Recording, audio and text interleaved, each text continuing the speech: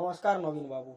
नमस्कार। बहुत दिन रहे आगे रथ यात्रा देखी बसुँ बहुत दिन रू आर ए देखवा लगी मिली गाना 2024 रे अर्पण रथ आउ से जे रथ यात्रा पूरी रेसी ना से तो आज्ञा जगन्नाथ बलभद्र सुविधा भगवान देखिए आ बहुत देवादेवी मानकर मूर्ति भी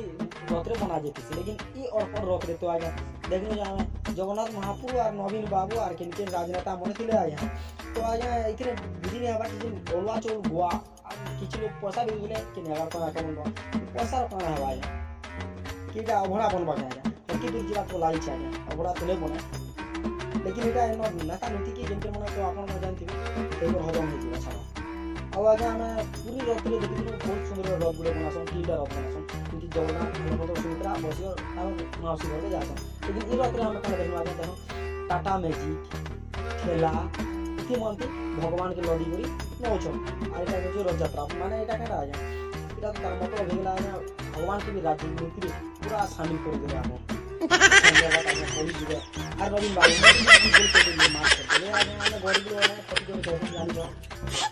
ठीक हो जाएगा।